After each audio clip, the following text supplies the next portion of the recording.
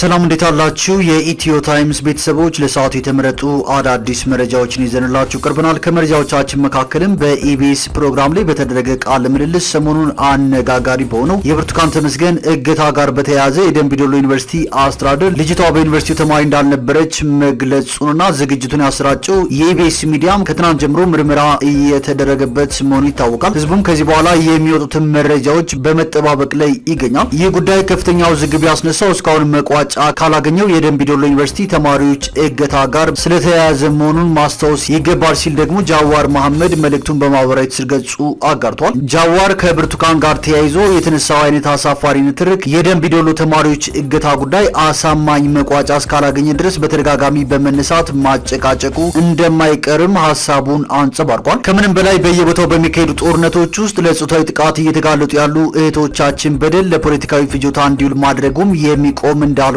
ጃዋር ጠቁሟል። የደንቢ ዶሎ ተማሪዎች እገታ ጉዳይም ከየት ተነስቶ የት እንደደረሰ ጃዋር መሐመድ በዝርዝር በማህበራዊ ትስስር ገጹ አጋርቷል። ጃዋር መሐመድ ያጋራውን መረጃ በዜናችን በዝርዝር እናስደምጣቸዋለን። የፋኖ ታጣቂዎች በሚፈልጓቸው የአውሮፓ ሀገሮችና አደራዳሪዎች አማካኝነት ድርድር እንዲደረግ መንግስት ፈቃደኛ መሆኑን ገልጿል። በአማራ ክልል የሚንቀሳቀሱ የፋኖ ታጣቂዎች በሚፈልጓቸው የአውሮፓ ሀገሮችና አደራዳሪዎች አማካኝነት ድርድር እንዲደረጉ መንግስት ፈቃደኛ መሆኑን የአማራ ክልል የሰላም ምክር ቤት አስታውቋል። ይህን መረጃም በዜናችን በዝርዝር እንመለከተዋለን። ከነዚህ መረጃዎች በተጨማሪ ሰሜን ምዕራብ ዕዝ በውጊያ ድጋፍ አገልግሎት ያሰለጠናቸውን አባላት ማስመረቁን፣ በግብጽ ቀይ ባህር ዳርቻ የቱሪስት ሰርጓጅ መርከብ አደጋ አጋጥሞት 6 ሰዎች እንደሞቱ መሰማቱ፣ የጀርመን አቃቢ ሕግ ቢሮ ብርጌድ ንሓመዱ የተባለ ሽብርተኛ ቡድን በመመስረትና አባል በመሆን በተጠረጠሩ ሰዎች ላይ ከፍተኛ አሰሳ እንደተካሄደ ማስታወቁን፣ እንዲሁም የትግራይ ክልል ወቅታዊ ሁኔታን ወደ ሰላማዊ እንቅስቃሴ እንዲመለስ ከህወሓት ጋር ብቻ መወያየቱ ለውጥ ስለማያመጣ ሊታረም ይገባል ሲሉ በክልሉ የሚንቀሳቀሱ ፓርቲዎች መግለጻቸውንና ሌሎችን በዝርዝር የምንመለከታቸው መረጃዎች አካተናል። ቻናላችንን ሰብስክራይብ በማድረግ የደወል ምልክቷን በመጫንና መረጃውን ለብዙዎች እንዲዳረስ ላይክ በማድረግ እስከ መጨረሻው አብራችሁን ቆዩ።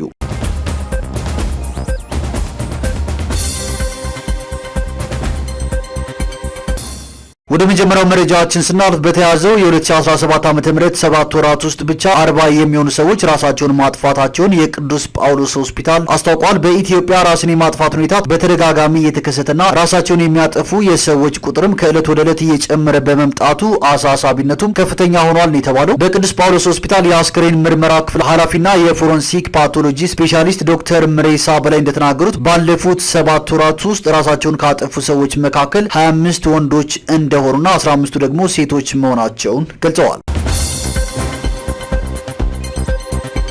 ወደ ቀጣዩ መረጃችን ስናልፍ ግለሰቦች የመኖሪያ አካባቢያቸውን እስከ 20 ሜትር ድርጅቶች ላይ ደግሞ እስከ 50 ሜትር የማጽዳት ኃላፊነት የሚጥለው ረቂቅ አዋጅ ውይይት እየተደረገበት መሆኑ ተገልጿል። በሕዝብ ተወካዮች ምክር ቤት የውሃ መስኖ፣ ቆላማ አካባቢና አካባቢ ልማት ጉዳዮች ቋሚ ኮሚቴ ከመንግስትና የግል ዘርፍ ባለድርሻ አካላት ጋር በደረቅ ቆሻሻ አያያዝና አወጋገድ ረቂቅ አዋጅ ላይ ውይይት አድርጓል። ረቂቅ አዋጁ ግለሰቦች የመኖሪያ አካባቢያቸውን እስከ 20 ሜትር ድርጅቶች ደግሞ እስከ 50 ሜትር የማጽዳት ኃላፊነት እንደሚጥልና አንድ ጊዜ ጥቅም ላይ ውለው የሚጣሉ የፕላስቲክ ከረጢቶችን እንደሚከላከል ተገልጿል። የአካባቢ ጥበቃ ባለስልጣን ዋና ዳይሬክተር ለሊሴ ነሜ ረቂቅ አዋጁ አገር የጀመረችውን ጽዱና አረንጓዴ ኢትዮጵያን የመፍጠር እንቅስቃሴ የሚደግፍ መሆኑን ገልጸዋል። ለአንድ ጊዜ ጥቅም ላይ የሚውሉ የፕላስቲክ ከረጢቶች ለአሰባሰብ አዳጋችና አካባቢን በመበከል ማህበረሰቡን ለተለያዩ የጤና ችግሮች እየዳረጉ ስለሆነ መቆም አለባቸው ብለዋል።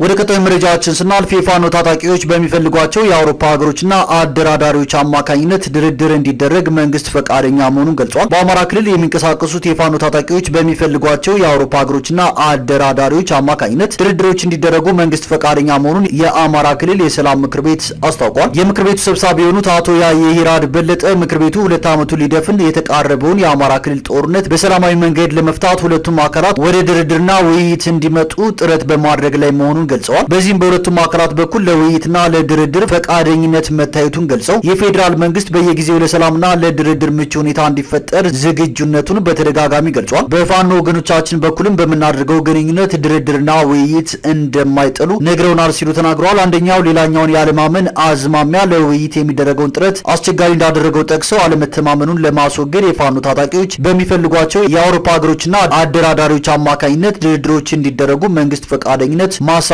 መቆየቱን ጠቁመዋል። ይህን አስመልክቶ ከአብዛኛዎቹ የፋኖ ታጣቂዎች ጋር ውይይቶችን እንዳደረጉ የገለጹት አቶ ያየ ሂራድ ከፋኖ አመራሮች ምላሽ በመጠበቅ ላይ መሆናቸውንም አመልክተዋል። የአማራ ክልል የሰላም ምክር ቤት በክልሉ በሚንቀሳቀሱት የፋኖ ታጣቂዎችና በመንግስት መካከል እየተካሄደ የሚገኘውን ጦርነት በውይይትና በድርድር ለመቋጨት የአመቻችነት ሚናውን እንዲወጣም ሰኔ 18 ቀን 2016 ዓ.ም መመስረቱም የሚታወስ ነው። ወደ ቀጣዩ መረጃችን ስናልፍ ሰሜን ምዕራብ ዕዝ በሎጂስቲክስ እና በሰው ሀብት አስተዳደር ያሰለጠናቸውን አባላት አስመርቋል። በምረቃ ስነ ስርዓቱ ላይ የተገኙት የሰሜን ምዕራብ ዕዝ ምክትል አዛዥ ለውጊያ አገልግሎት ድጋፍ ሜጀር ጀነራል መሰለ በለጠ ውጊያ ድጋፍ የሰራዊቱን ግዳጅ አፈጻጸም በማቀላጠፍ የውጊያ ብቃት በማባዛት ትልቅ ሚና ያለው በመሆኑ ስልጠናው መሰረት ይሆናል ብለዋል። በስልጠና ያገኛችሁትን አቅምና እውቀት በውጊያ ላይ ካገኛችሁት ልምድ ጋር በማጣመርና በማቀናጀት የሰራዊቱን ግዳጅ ማገዝ አለባችሁ ሲሉም አሳስበዋል። ሰልጣኞች በበኩላቸው በስልጠና ያገኘነውን እውቀት ተጠቅመን የተሰጠንን ሀገራዊ ግዳጅ ለመወጣት እንዲሁም ሌሎች አባላትን ለማብቃት ዝግጁ ነን ሲሉ ተናግረዋል። ወደ ቀጣዩ መረጃችን ስናልፍ በኢቢኤስ ፕሮግራም ላይ በተደረገ ቃለ ምልልስ ሰሞኑን አነጋጋሪ በሆነው የብርቱካን ተመስገን እገታ ጋር በተያያዘ የደምቢ ዶሎ ዩኒቨርሲቲ አስተዳደር ልጅቷ በዩኒቨርሲቲው ተማሪ እንዳልነበረች ገልጿል። ዝግጅቱን ያሰራጨው ኢቢኤስ ሚዲያም ከትናንት ጀምሮ ምርመራ እየተደረገበት መሆኑ ተሰምቷል። ቀጥሎ ስለሚወጡት መረጃዎችም ህዝቡ በመጠባበቅ ላይ ይገኛል። ይህ ጉዳይ ከፍተኛ ውዝግብ ያስነሳው እስካሁን መቋጫ ካላገኘው የደምቢ ዶሎ ተማሪዎች እገታ ጋር ስለተያያዘ መሆኑን ደግሞ ጃዋር መሐመድ ገልጿል። ጃዋር አስከትሎም ከብርቱካን ጋር ተያይዞ የተነሳው አይነት አሳፋሪ ንትርክ የደምቢ ዶሎ ተማሪዎችን እገታ ጉዳይ አሳማኝ መቋጫ እስካላገኘ ድረስ በተደጋጋሚ በመነሳት ማጨቃጨቁ እንደማይቀር ገልጿል። ጃዋር አስከትሎም ከምንም በላይ በየቦታው በሚካሄዱ ጦርነቶች ውስጥ ለጾታዊ ጥቃት እየተጋለጡ ያሉ እህቶቻችን በደል ለፖለቲካ ፍጆታ እንዲውል ማድረጉ የሚቆም አይመስለኝም ሲል ጃዋር ገልጿል። የደምቢ ዶሎ ተማሪዎች እገታ ጉዳይም ከየት ተነስቶ የት እንደደረሰ በሚከተለው መልኩ ጃዋር አስቀምጦታል። ዲሴምበር 4 ቀን 2019 ዓ.ም ተማሪዎች የታገቱበት ቀን ነበር። ሆኖም ለአንድ ወራት ያክል የታጋቾች ማንነት ያገታቸው አካል ብሎም እገታው ስለመፈጸሙ እንኳን ግልጽ መረጃ ለህዝብ ማድረስ አልተቻለም። በተለያዩ የመንግስት ተቋማት እርስ በርሱ የሚጣርስ መግለጫም ሲሰጡ ነበር። ጃንዋሪ 10 ቀን 2020 ዓ.ም የአማራ ብሔራዊ ንቅናቄ አብን የታገቱትን ተማሪዎች የስም ዝርዝር አወጣ። ጃንዋሪ 11 ቀን 2020 ዓ.ም የጠቅላይ ሚኒስትሩ ቃል አቀባይ አቶ ንጉሱ ጥላሁን ከታገቱት ተማሪዎች ውስጥ 21ዱን ማስለቀቁን ተናገረ። ነገር ግን የታገቱት ተማሪዎች ቤተሰቦቻቸው ልጆቻቸው እንዳልተለቀቁ መናገራቸውን ቀጠሉ። ጃንዋሪ 28 ቀን 2020 ዓ.ም የተማሪዎችን እገታ የሚያወግዙ ትላልቅ ሰልፎች በአማራ ክልል ተካሄዱ። የመንግስት ሚዲያዎችም ሰፊ ሽፋን ሰጧቸው። ጃንዋሪ 29 ቀን 2020 ዓ.ም በወቅቱ የሰላም ሚኒስቴር የነበሩት ሙፈሪያት ካሚል የተመራ የፌዴራል መንግስት ልኡካን ወደ ደምቢ ዶሎ ዩኒቨርሲቲ በማምራት ጉዳዩን መረመረ ተባለ። እንደታገቱ ስማቸው ከተዘረዘረው 17 ተማሪዎች ውስጥ 12 የዩኒቨርሲቲው ተማሪዎች መሆናቸውም ተረጋገጠ ተባለ። ፌብሩዋሪ 3 ቀን 2020 ዓ.ም ጠቅላይ ሚኒስትሩ በፓርላማ አቅርቦ ስለ አጋቾቹ ምንነትም ሆነ ከታጋቾች ውስጥ የተጎዱ ስለመኖራቸው አስተማማኝ ማስረጃ እንደሌለ ገለጹ። ጁን 12 ቀን 2020 ዓ.ም የጠቅላይ ሚኒስትሩ ቢሮ የእገታው ጉዳይ ከፍተኛ ሴራ ያለበት ውስብስብና ብዙ ተዋንያን የተሳተፉበት እንደሆነ መንግስት ማረጋገጡን አስታወቀ። አክሎም ደምቢ ዶሎ ዩኒቨርሲቲ ተማሪ ነበርኩ፣ ታግቼ ነበር የሚሉ 4 ወጣቶች መቅረባቸውን፣ የተማሪዎቹ ፕሮፋይል ሲፈተሽ ግን ተማሪዎች አለመሆናቸው ተረጋግጧል አሉ። ስለ እገታው አሳማኝ መረጃ የለም ቢባልም ከአንድ ወር በኋላ በጁላይ 18 2020 ዓ.ም በደምቢ ዶሎ ተማሪዎች እገታ ተጠርጥረዋል የተባሉ 17 ሰዎች ፌዴራል ፍርድ ቤት መቅረባቸው በዜና ታወጀ። ይህ የሆነውም ሀጫሉ ተገድሎ እኛም የታሰርንበት ሰሞን ነው ሲል ጃዋር መሐመድ ሀሳቡን ያስከትላል። ጃዋር በማስቀጠልም ከዛ በኋላ ይህ ጉዳይ በዚሁ መልኩ ከህዝብ ጆሮ ርቆ ከቆየ በኋላ በኦክቶበር 2004 ዓ.ም ፊልድ ማርሻል ብርሃኑ ጁላ በአንድ ቃለ መጠይቅ ላይ በማንሳት ዳግም አጀንዳ አደረጉት። ፊልድ ማርሻሉ እንደተናገሩት የደምቢ ዶሎ ተማሪዎችን ያገተው ጃልጫላ ወይም አሸናፊ ጎንደሬ የሚባል የአብን አባል የነበረ ሰው እንደሆነና ታጋቾቹም ወደ ባህር ዳር ተወስደው እንደቆዩ ኋላ ላይ መንግስት ደርሶበት ክትትል ሲያጠናክር ደብዛቸው እንደጠፋና አሁን ክትትሉ እንደቀጠለ ተናገሩ። የፊልድ ማርሻሉ ንግግር ስለ እገታው ከዚያ በፊት መንግስት ሲያራምድ የነበረውን ትርክት በሙሉ ያፋለሰ እንደነበርም ጃዋር መሐመድ ገልጿል። በወቅቱ በሚዲያ ሲተላለፍ የነበረው እገታውን የፈጸመው የኦሮሞ ነጻነት ጦር እንደሆነ ነበር። እንዲያውም በጉዳዩ ተጠርጥረው በተያዙ ሰዎች ላይ በቀረበው ክስ ውስጥ ታጋቾቹ ጃልመሮና ጃልሮ ባለ ተባሉ የኦሮሞ ነጻነት ጦር አመራሮች ተላልፈው እንደተሰጡ ያትት ነበር። ጃልመሮ የኦሮሞ ነጻነት ጦር ዋና መሪ ጃል ሮባ ደግሞ በወቅቱ ከፍተኛ ኮማንደርና ኋላ የተሰዋ መሆናቸውን ጃዋር መሐመድ ይገልጻል። ጃዋር አስከትሎም ፊልድ ማርሻሉ ግን ጃል ጫላ እገታውን የፈጸመው ከኦሮሞ ነጻነት ጦር የበላይ አመራር ጋር ተወያይቶ ስለመሆኑ በመረጃ እንዳልተደረሰበት በመግለጽም እገታውን በዋነኛነት ያስፈጸመው የኦሮሞ ክልል መንግስትንና የኦሮሞ ነጻነት ጦርን በአንድ ላይ አቆራኝቶ እንደሆነ በማስመሰል ለፕሮፓጋንዳ መጠቀም የፈለገ ፕላን ቢ የነበረው ቡድን እንደሆነ ተናገሩ። ማርሻሉ ይህን ፕላን ቢ ነበረው ያሉትን አካል በስም ባይጠቅሱም ከወደ አማራ የፖለቲካ ኃይሎች እንደሆነ በንግግራቸው ጠቁመዋል። ፊልድ ማርሻሉ ቃለ መጠይቁን ባካሄዱ በዚያው ሰሞን ማለትም ኦክቶበር 2004 ዓ.ም በእገታው ተከሰው ለ5 ዓመታት በእስር ሲማቀቁ የነበሩትን ሰዎች የፌዴራል ሰበር ሰሚ ችሎት በነጻ አሰናበታቸው። የፍርድ ቤቱ የውሳኔ ምክንያት የሆነው አቃቤ ሕግ ተከሳሾቹ ወንጀሉን ስለመፈጸማቸው ይቅርና ወንጀሉ ስለመፈጸሙም እንኳን በበቂ ማስረጃ ማቅረብ አለመቻሉ ነው። ማርች 23 ቀን 2025 ዓ.ም ደግሞ ብርቱካን ተመስገን የተባለች ልጅ ከእገታ መትረፏንና በታገተችበትም ወቅት የደረሰባትን አሰቃቂ ጾታዊ ጥቃትና መከራ ለሕዝብ እንዲደርስ አደረገች። ጉዳዩ ከደምቢዶሎ ተማሪዎች እገታ ጋር ተያይዞ አዲስ አወዛጋቢ ሆነ። በዚህ የደምቢዶሎ ተማሪዎች እገታ ጉዳይ የመንግስት ትርክት በየወቅቱ ሲለዋወጥ እንደነበር ማየት ይቻላል። አሁን ምን ላይ ነው ሲልም ጃዋር መሐመድ ጥያቄውን ያስከትላል። ጃዋር በተጨማሪም የሚከተሉትን ጥያቄዎች ጠይቋል። ጠቅላይ ሚኒስትሩ እንዳለው እገታው ስለመፈጸሙና ስለ አጋቾቹ ማንነት አሁንም አስተማማኝ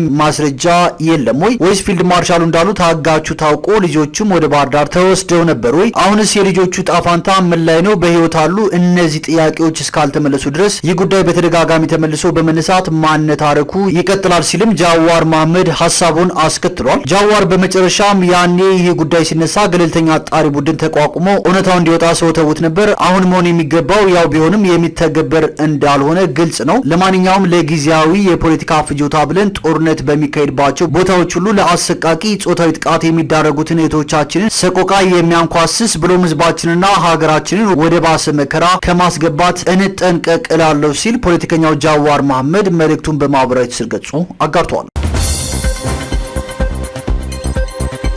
ወደ ቀጣዩ መረጃችን ስናልፍ የደቡብ ሱዳን ምክትል ፕሬዚዳንት ጁባ በሚገኘው መኖሪያ ቤታቸው በጸጥታ ኃይሎች በቁጥጥር ስር መዋላቸውን ተከትሎ በደቡብ ሱዳን የተባበሩት መንግስታት ድርጅት ተልዕኮ በአገሪቷ ዳግም ግጭት እንዳይነሳ ስጋቱን ገልጿል። በደቡብ ሱዳን የተባበሩት መንግስታት ድርጅት ልዩ ተልዕኮ ኃላፊ ኒኮላስ ሃይሶም አዲሷ ሀገር ባለፉት 7 ዓመታት ያለ ጦርነት የሄደችበትን መንገድ ትታ ዳግም ወደ ግጭት ለመግባት ስጋቶች እንደተደቀኑባት ተናግረዋል። አሁን ላይ የሀገሪቷ የመጀመሪያው ፕሬዚዳንት በመሆን እያገለገሉ ያሉት ሪክ ማቻር ጁባ በሚገኘው መኖሪያ ቤታቸው ቁጥጥር ስር መዋላቸው ተሰምቷል። የደቡብ ሱዳን ተቀዳሚ ምክትል ፕሬዚዳንት ሪክ ማቻር እስርን ተከትሎም ለ5 ዓመታት የተካሄደውን የእርስ በርስ ጦርነት ያስቆመውን የሰላም ስምምነት በቀጥታ እንዳፈረሰ ፓርቲያቸው አስታውቋል። የደቡብ ሱዳን መከላከያ ሚኒስትርና የሀገሪቱ የብሔራዊ ጸጥታ ኃላፊ ወደ ሪክ ማቻር መኖሪያ ቤት በኃይል ገብተው የእስር ማዘዣ መስጠታቸውንም የሱዳን ህዝቦች ነጻ አውጪ ንቅናቄ በተቃውሞ ገልጿል። የማቻር እስርም በቀጥታ የሰላም ስምምነቱን አፍርሶታል። በዚህም ምክንያት የደቡብ ሱዳን የሰላምና የመረጋጋት ተስፋ አሁን ከፍተኛ አደጋ ላይ ወድቋል የሚል መረጃ ተሰምቷል። በደቡብ ሱዳን የሰፈረው የተባበሩት መንግስታት የሰላም ማስከበር ተልዕኮ አገሪቱ ወደ መጠነ ሰፊ ግጭት ልትመለስ እንደሆነም አስጠንቅቋል። ወደ ቀጣዩ መረጃችን ስናልፍ የጀርመን አቃቢ ሕግ ቢሮ ብርጌድ ንሓመዱ የተባለ ሽብርተኛ ቡድን በመመስረትና አባል በመሆን በተጠረጠሩ ሰዎች ላይ ከፍተኛ አሰሳ መካሄዱን አስታውቋል። ብርጌድ ንሓመዱ የኤርትራ መንግስትን ለመጣል ያለመ ዓለም አቀፍ ትስስር ያለው ኔትወርክ እንደሆነ መቀመጫውን በካርልስሩሄ ያደረገው የጀርመን አቃቢ ሕግ ቢሮ አስታውቋል። በ17 ተጠርጣሪዎች ላይ በ6 የጀርመን ፌዴራል ግዛቶች በሚገኙ 19 ቦታዎች አሰሳ የተካሄደውም ትናንት ረቡዕ ነው። ተመሳሳይ አሰሳም በዴንማርክ ጭምር መካሄዱን የጀርመን አቃቢ ሕግ ቢሮ አስታውቋል። በጀርመን በተካሄደው አሰሳ ከ200 በላይ የፖሊስ መኮንኖች ተሳትፈዋል። በመግለጫው መሰረትም በቁጥጥር ስር የዋለ ተጠርጣሪ የለም። አሰሳው ያነጣጠረባቸው ተጠርጣሪዎች ብርጌድ ንሓመዱ ውስጥ ከፍተኛ የአመራርነት ቦታ ያላቸው መሆናቸውን የምርመራ ውጤቶች እንደሚያሳዩ መስሪያ ቤቱ አስታውቋል። ብርጌድ ንሓመዱ በሄሰን ግዛት በምትገኘው ጊሰን ከተማ ውስጥ እንደ ኢሮፓያኑ አቆጣጠር ነሐሴ 2022 ዓ.ም መስከረም 2023 ዓ.ም የኤርትራ የባህል ፌስቲቫል ላይ የተቀሰቀሱ ኃይለኛ ሁከቶችን በማደራጀት ይወነጀላል። በመስከረም 2023 ዓ.ም በሽቱትጋርት ከተማ በኤርትራውያን ማህበር ስብሰባ ላይ ለተፈጠረው ሁከትም ብርጌድ ንሓመዱ ተጠያቂ ይደረጋል። በሁከቶቹ በርካታ የፖሊስ መኮንኖች መጎዳታቸውን የጀርመን አቃቢ ሕግ ቢሮ ባወጣው መግለጫ አስታውቋል።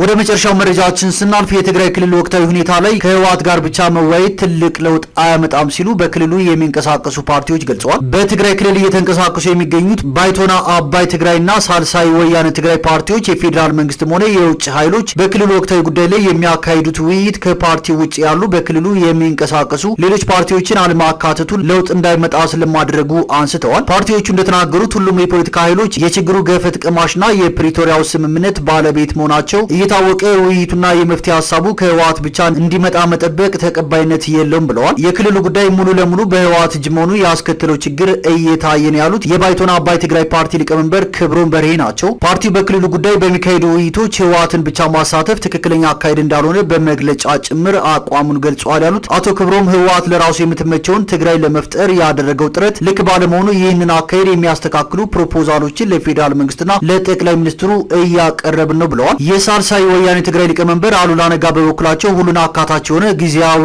አስተዳደር መፍጠር ካልተቻለ አሁንም ችግሮች ይቀጥላሉ ብለዋል። አስቀድሞ ጊዜያዊ አስተዳደሩ ሲዋቀር የተቃዋሚ ፓርቲዎች ሀሳብ ከግምት ውስጥ ሊገባ ይገባ ነበር። አሁን በጊዜያዊ አስተዳደሩ ላይ እየታየ ያለው የአንድ ፓርቲ የበላይነት ሊቆም ይገባልም ብለዋል። 2 ዓመት የሞላው የትግራይ ጊዜያዊ አስተዳደር በቀጣይ በሚካሄድ የህግ ማሻሻያ እስከ 2018 ምርጫ እንደሚቆይም ከሰሞኑ መገለጹ አይዘነጋም።